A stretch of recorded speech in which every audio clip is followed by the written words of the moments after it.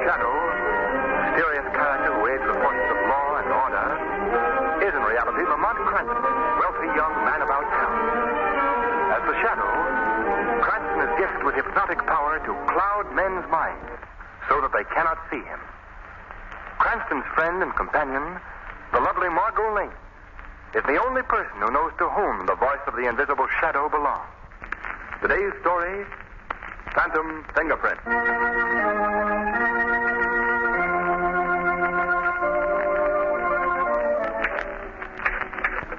But you must understand, Lord Hawley, I am a woman. No. Let's see. I am a lady. No.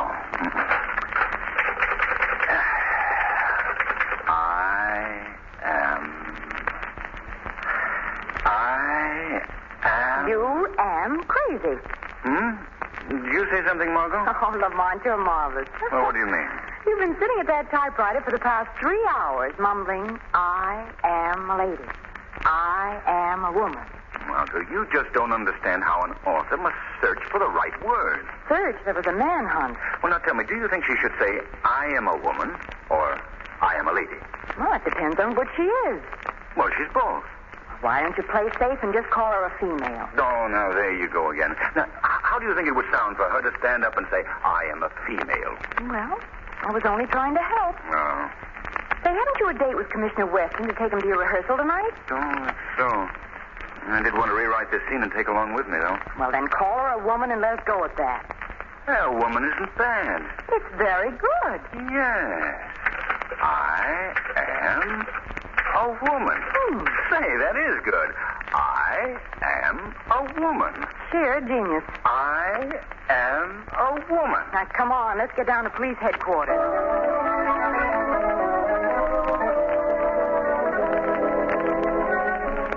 All right, Commissioner Weston. Ready to see the rehearsal? Well, Cranston, as a matter of fact, I don't care much for mystery plays, and as for rehearsal... Oh, grab him quickly, Lamont. He's slipping through our fingers. No, Commissioner, I want your opinion on the play. After all, I am, as you've told me so often, merely an amateur criminologist. I'd appreciate the judgment of an expert. You really want my opinion? Your invaluable opinion, Commissioner. Well, in that case, Miss Lane, since you put it that way... And the publicity agent thinks it'll be good for the show if you come to see a rehearsal. Oh, so that's it, So I'm just being used as a publicity guy. But good publicity, Commissioner. Here's your hat, Commissioner. And your coat, Commissioner. Well, I've... come in. Good evening. Oh, I didn't know you had visitors, Chief. Oh, come in anyway, Doc. Come on in. Thank you. Miss Lane and Mr. Cranston, Dr. Kilgore. How do you do? How do you do? We've met before, Doctor. Yes. Doc Kilgore's our medical examiner.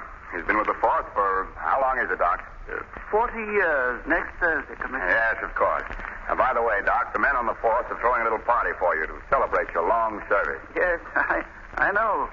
And I appreciate your thinking of me, really, but I just hate to be reminded that I'm getting old. Well, Doc, I've been thinking things over, and I thought that the party would be a good place for you to announce... My retirement? Yes, Doc. Now, I have your pension papers in the drawer of my desk here. I haven't signed it yet because I wanted to talk to you first. Well, hasn't my work been satisfactory, Commissioner? Doc, you're the best medical examiner in the country. But we're thinking of you. You've worked hard all your life. Now you can retire at full salary and enjoy yourself. Oh, why? If I retired, I'd be dead in 6 months. Now, Doc, that's no way for you to talk. I'm an old fire horse, Commissioner. I wouldn't know what to do with myself if I didn't have my work to do. But, of course, if you want me to retire, I'll do it. I wouldn't think of it, Doc. I was only doing it for your sake. Well, then, shall we forget it for the time being? You see, I don't want to retire yet, Commissioner. Oh, forget it then, Doc. All right. Now, I guess I'd better get along. Oh, what is it you came in to see me about, Doc? Oh, what? Would you rather we left the room, Dr. Kilgore? Oh, no, indeed not. It can wait until morning. Well, we'll miss the first act unless we hurry. You see, Doctor, Mr. Cranston's play is in rehearsal tonight, and he wants my critical opinion. But if you want to talk to me, I'll be glad to... No, indeed. What I have to tell you can wait, Commissioner. Oh, well, let's go then. Oh, by the way, Doc, those reports I wanted you to look at are right here on my desk. Yes. Now, you sit right down and go over them. There'll be no one around here to bother you at this time of night. All right, Commissioner. We've got exactly 16 minutes to get there. We'll never make it. We will with the police escort, Miss Lane. Police escort? Wow, did you hear that, Lamont? Yes, Margaret. Goodbye, Doctor. Bye, Dr. Kilgore. Don't work too hard, No, Doc. I won't. And have a nice time. Thanks, we will. I'm going to work the siren. Oh, well. Now to work. Let me see. Where did he say those reports were? No, they're not here. Oh, yes, of course. Here they are on the desk. Now, let me see. Oh, yes, indeed. This is going to be a mighty interesting case. Well, that's odd. I thought I heard something. Hey, who's there? Who's there? I said. I can't see you over there in the dark. Oh, no. No, not you.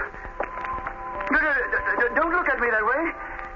No, you could not. I'll call for help. Oh, please, you couldn't. What have I done to you? Oh, please speak to me. Don't just keep looking at me that way. Well, you wouldn't kill me. Well, you couldn't. It's impossible. I'll call for help. This door is locked.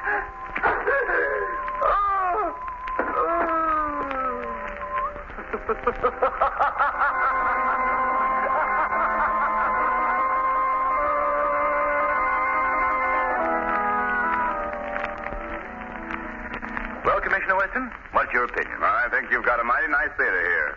A mighty nice... I think Lamont's more interested in your opinion of his play, Commissioner. Well, of course. Oh, that. Well, now look, Cranston. Your villain is supposed to be a master criminal. Yes? He makes a foolish blunder, for one thing. Well, then, you don't think a master criminal would leave his fingerprints around, even by accident? Emphatically, no. Well, I don't see why. Mr. Weston. You're being paged, Commissioner. Yes, one of my men from headquarters. Guy, what are you doing here, Giles? Well, Dr. Giles, hello. Chief, I've got bad news for you. Doc Kilgore is dead. Dead? What? Why, we just left him 2 hours ago in my office. He's been murdered.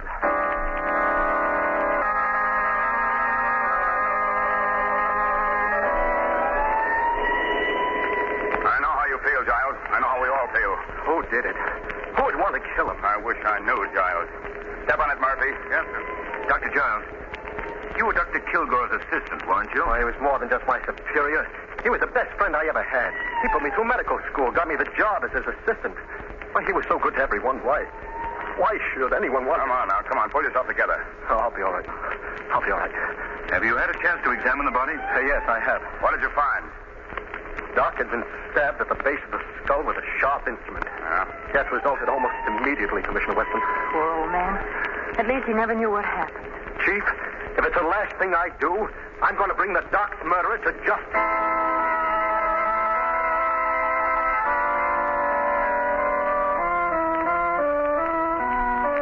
Who did you say was with you when you discovered Doc Kilgore's body, Molly?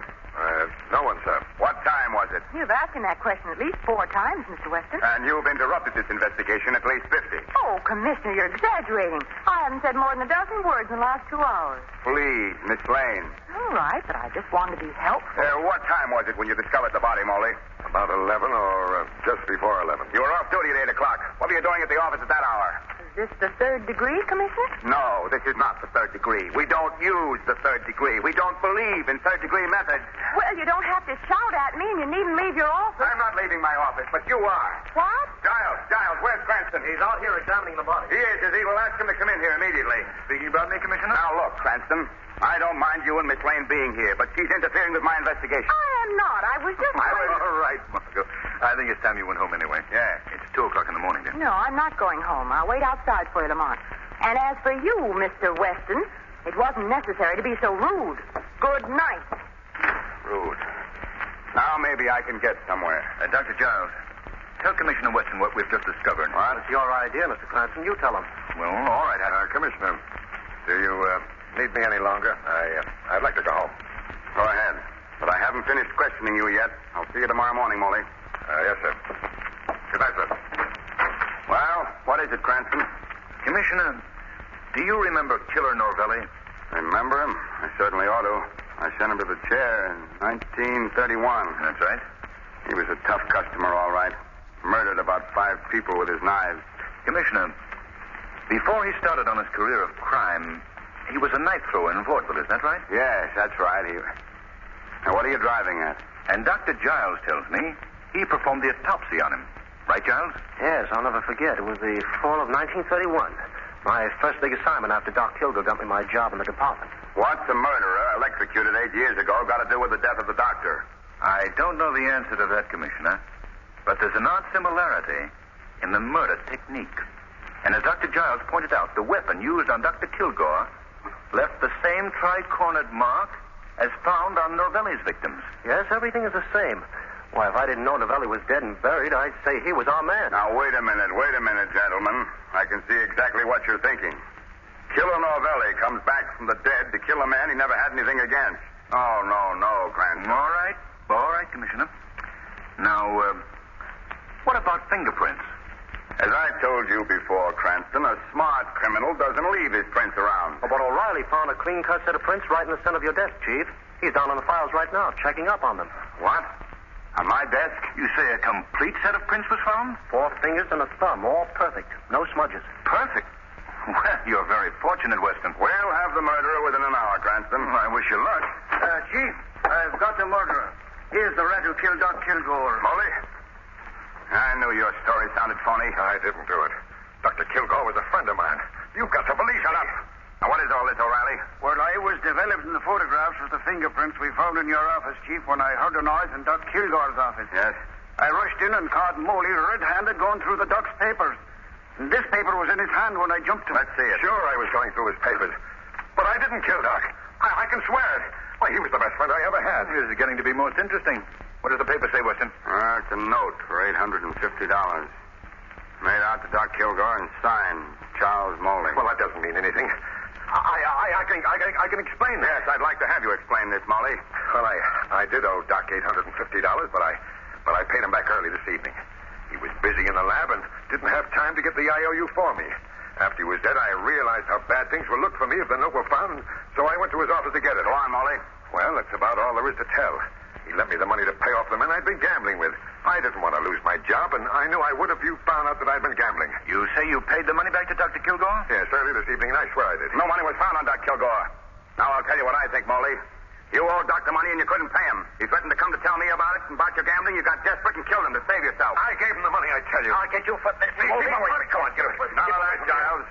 I know how you feel, but Doesn't anybody believe I didn't do it? take him away, O'Reilly. All right, Chief, come on. Come on. Give him a hand, Giles. All right, Chief. Well, there you are, Cranston. You're convinced you have Doc Kilgore's murderer? Absolutely. Motive and all. I don't think you have, Commissioner. There are too many loose ends. What about the fingerprints in the center of your desk? Why was the knife thrown instead How do you know it was thrown?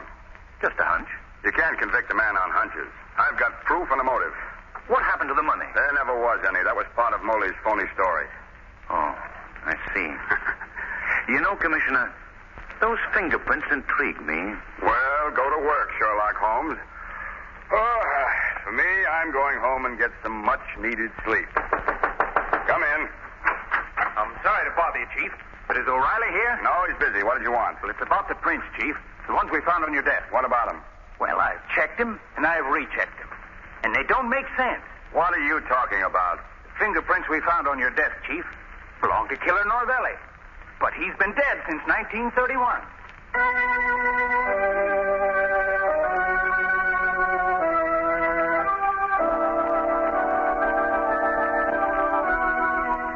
Please, Cranston, go away and don't bother me. I'm too busy to spend my time watching vaudeville acts.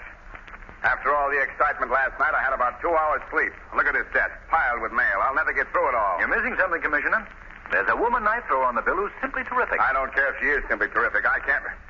Knife thrower. A most interesting woman, Commissioner Weston. Madam Maria Novelli. Killer Norvelli's widow, you know. Ah, Killer Novelli again.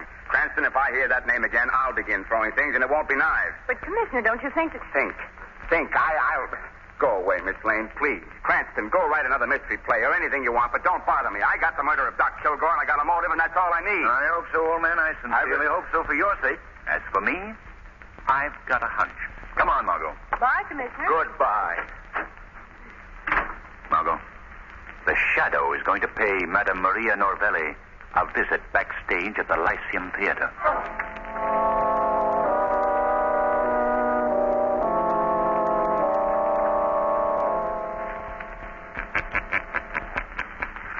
Maria Norvelli, What? Who is there? I can see no one. it is I, the Shadow. You cannot see me, but I can see you. And you must answer my questions. Who are you? What do you want here in Maria Novelli's dressing room? Who murdered Doc Kilgore, Madame Novelli? I don't know what you mean. Is it Killer Novelli? Novelli? No. No, it could not be. He is dead. Novelli was your husband? Yes, but he is dead. Dead, I tell you. That is the truth? That is the truth. He was evil. He killed with the knives, the beautiful knives. I teach him the great art to throw the knives, and he used it to kill. Who else have you taught to throw the knives? Many. But there was one last year I taught him. He was very good. He learned quick. He learned as good as Novelli. I want him to join the act with me, but he Go on. Go on. he say no. He say he got other reasons, other uses for the knives. He is evil too, like Novelli. You aren't lying to me? No, it is true. Everything is true. What is this man's name? His name? Oh, no. That I cannot say. He make me promise not to tell. He say I'll kill you if you tell. You must tell me his name if I'm to help you. Oh, please. Please do not have that. Quickly, Madame Novelli, his name. All right. I will tell. His name is... Madame Novelli. She's dead.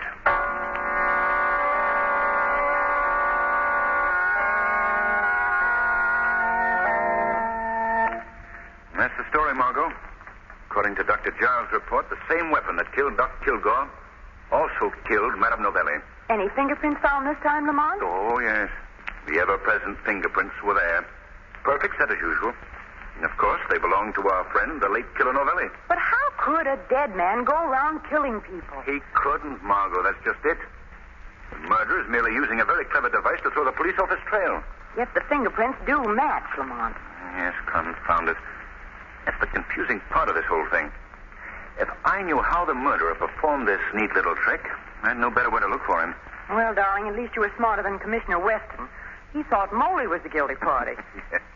Oh, boy, was a bit upset that the killer should have struck again and Moley safely guarded miles away under lock and key. Still, I can't be too hard on Weston. My record hasn't been too good on this case either. Well, I know maybe Killer Novelli is alive. Maybe he's the man we're after all. Oh, I know that mood of yours when I hear it. Come on, Chief. You and I are going out for a nice brisk walk. Oh, it's getting pretty late, Margot. Besides, I've No, got... I won't take no for an answer. Now, come on. Here's my hat and my gloves and... Oh, dear, look at them. Just look at them. Look at what? Oh, your gloves. Oh, what's the matter with them? Well, they're ruined, that's all. Ruined. I just got them back from the cleaners, and they washed them instead of dry cleaning them. Now, look. Yeah. They've ripped. Of course they've ripped. All the oil's been washed out of the leather. If they had any sense, Hey, they'd wait a minute, know. Margot. Oil, leather, preserved. Margot, if the oil was still in the leather, the preserving oil, they'd still be good. The gloves, I mean. Lamont, sometimes I That's it, think... Margot. Of course that's it. You've just given me the one link I need to solve the case. But how? I don't understand what Remember I told you if I knew how the murderer performed his trick, I'd know where to look for him? Yes, but what... Well, Margot, right now the Shadow has to make a call on a gentleman in a dissecting laboratory.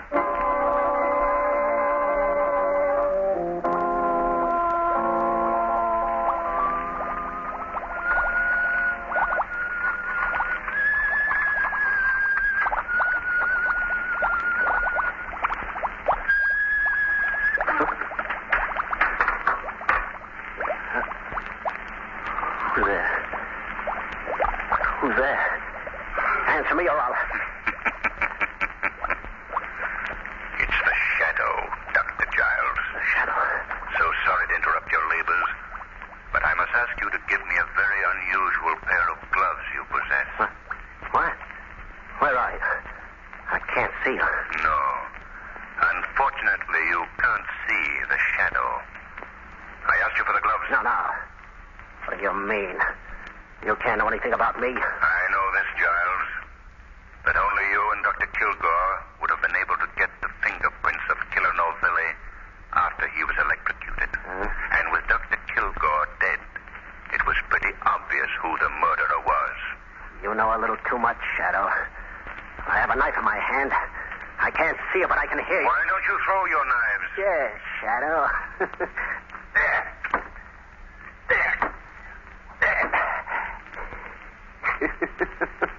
I've killed you. No, Dr. Giles.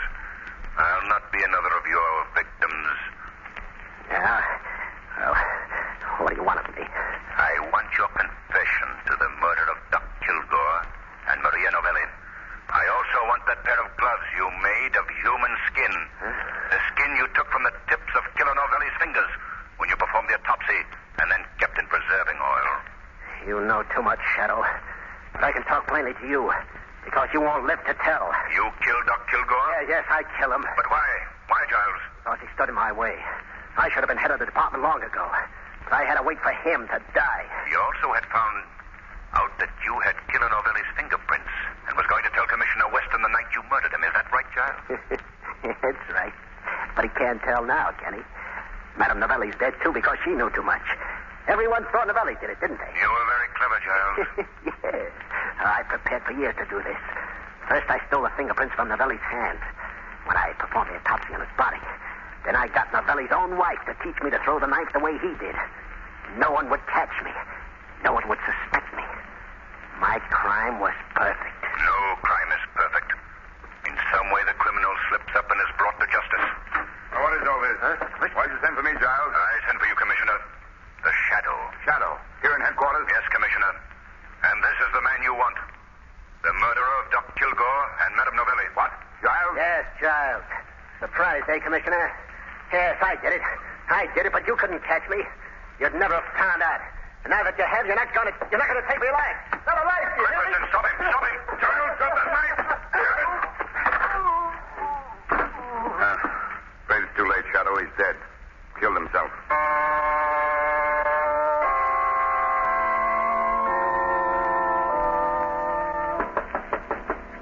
Come in.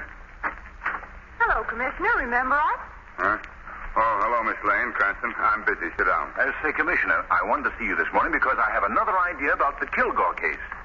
What? Hey, wait a minute. Don't you read the papers? The papers? I broke the case wide open last night. It was Giles. I knew it all the time. Giles? Yeah? Well, what do you know about that? Giles? Well. Do tell us, Commissioner, why did Giles do it? Go out and buy yourself a paper, Cranston. I'm sorry. I've got a luncheon date with the mayor, and I'm late now. You know, Commissioner Weston will actually get to hate you if you tease him too much. Did you notice, Margot? He didn't give the Shadow any credit for the solution of the crime whatsoever.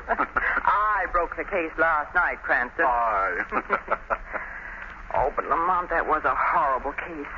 How could Giles kill the man who was his best friend, who helped him through school, got him his job here? How could he? Well, Margot, Giles was obviously suffering from a persecution complex. He imagined the world was against him. He thought his friends were his enemies. But his twisted brain was a brilliant one. He was devilishly clever. But he paid for his crimes as all criminals do, eventually. Say, that isn't bad. What? That line. I can use that in my second act. You mean just before the heroine says, I am a woman? Yes. No. Oh, Margot.